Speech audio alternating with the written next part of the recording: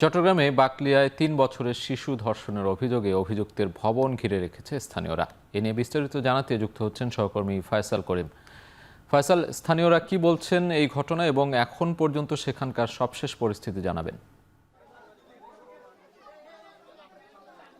সাজিদ, আমরা যেটি দেখছি চট্টগ্রামের বাকলিয়ার যে ঘটনা সেটি কিন্তু বিকেল থেকে আমরা দেখছি যে এই এলাকার পরিস্থিতি উত্তপ্ত। এখনও কিন্তু সেই পরিস্থিতি নিয়ন্ত্রণে আসেনি বলা চলে। আমরা যে ঘটনাটি ঘটেছে তার ঠিক ১০০ গজের ভেতরে আছি। তবে এখন কিন্তু আমরা যেটি দেখছি যে এলাকাবাসীর সাথে পুলিশের যেই ধাওয়া পাল্টা ধাওয়ার ঘটনা, পুলিশ কিন্তু পরিস্থিতি নিয়ন্ত্রণে আমরা দেখেছি কাঁদানে গ্যাস ছুটছে এবং রাবার বুলেট ছুটছে এবং তারা যারা এখানে অবস্থান নিয়েছিলেন বিক্ষুব্ধ এলাকাবাসী তারা কিন্তু ছত্রভঙ্গ হয়ে গেছেন এবং যেই ভবনটি বা যেই মাদ্রাসাটিতে অভিযুক্ত যুবককে অবরুদ্ধ করে রাখা হয়েছিল সেই যুবকে কিন্তু এখন পুলিশি হেফাজতে আছে বলা চলে ভবনটির ভেতরেই।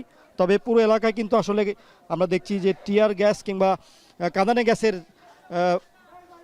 ছেয়ে গেছে এবং এখন মানুষজন এখানে যারা আছেন তারা আগুন ধরিয়ে গ্যাসের হাত থেকে রক্ষার চেষ্টা করছেন নিজেদের। অনেকেই কিন্তু এর মধ্যে আমরা দেখছি আহত হয়েছেন, অনেকের গায়ে বুলেটের চিহ্ন দেখেছি এবং পুরো এলাকায় কিন্তু কাঁদানে গ্যাসের যে প্রভাব সেটি দেখা যাচ্ছে। আমাদের চোখে মুখেও সে আঁচ লাগছে এবং যেখানে তারা অবস্থান নিয়েছিলেন সেখান থেকে তারা কিন্তু সরে এসছেন।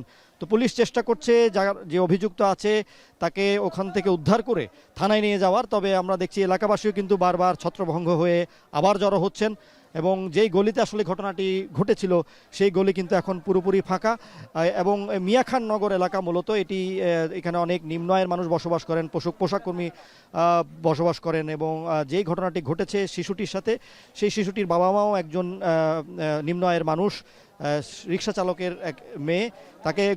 তাকে গুরুতর আহত অবস্থায় চট্টগ্রাম মেডিকেল কলেজ হাসপাতালে নিয়ে যাওয়া হয়েছে এবং তার অবস্থা সংকটাপন্ন বলেছে স্থানীয় মানুষ।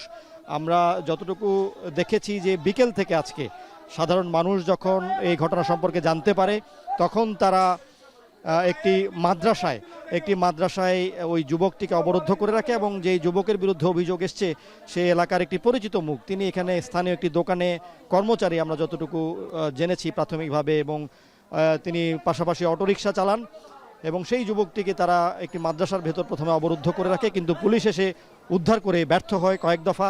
পুলিশের বেশ কয়েকটি গাড়ি এসে এখান থেকে ফেরত যায়। মানুষ কিন্তু তাদের ক্ষুব্ধ প্রতিক্রিয়া ব্যক্ত করেন। তারা বলেন যে আমরা নিজেরাই এই ঘটনার বিচার করব এবং স্থানীয় এলাকাবাসী আমরা দেখছি যারা অবস্থান নিয়েছেন তাদের অধিকাংশই যুবক ছিলেন এবং তারা চাইছেন যে আসলে এই যে ঘটনা সেই ঘটনায় যাতে সুষ্ঠু বিচার নিশ্চিত করা হয় এবং পুলিশ কিন্তু এখনও ভেতরে রয়েছে।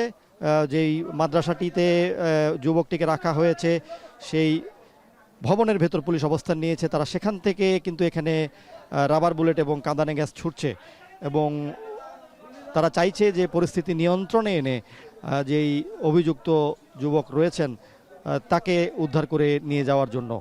এর আগে আমরা যেটি দেখেছি যে চট্টগ্রাম জুড়ে কিন্তু রামিসার যে ঘটনা, সেই ঘটনায় বিক্ষুব্ধ প্রতিক্রিয়া ব্যক্ত করেছে মানুষ, বিভিন্ন কর্মসূচি পালন করেছে রামিসার ঘটনার বিচার দাবিতে এবং সারা দেশ যখন উত্তাল এই ঘটনায়, ঠিক তখনই এই ঘটনাটি ঘটেছে এবং আজকে দুপুরের এই ঘটনা, যে ঘটনাটি আসলে আমরা নানাভাবে শুনেছি যারা স্থানীয় আছে তাদের ভাষ্যে। কেউ বলছেন যে শিশুটি ঘুমিয়ে থাকার সময় একা পেয়ে এই যুবক শিশুটিকে এমন ন্যাক্কারজনক ঘটনা ঘটিয়েছে। পাশাপাশি আরও একটি ঘটনার কথা বলেছে এলাকাবাসী। তারা বলছেন যে আসলে শিশুটিকে একটি চকলেটের লোভ দেখিয়ে স্থানীয় একটি গলিতে একা নিয়ে গিয়ে এই ঘটনাটি ঘটায়। তো আসলে সেটি সম্পর্কে আমরা এখনও পুরোপুরি নিশ্চিত হতে পারিনি। তবে আমরা যেটি দেখছি যে এই ঘটনায় ফুঁসে উঠেছে মানুষ।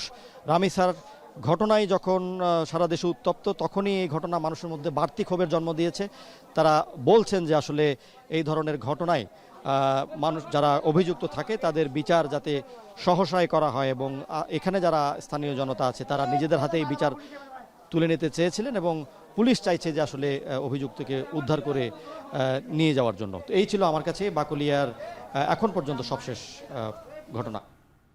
চট্টগ্রাম থেকে সহকর্মী ফয়সাল করিম সরাসরি যুক্ত ছিলেন।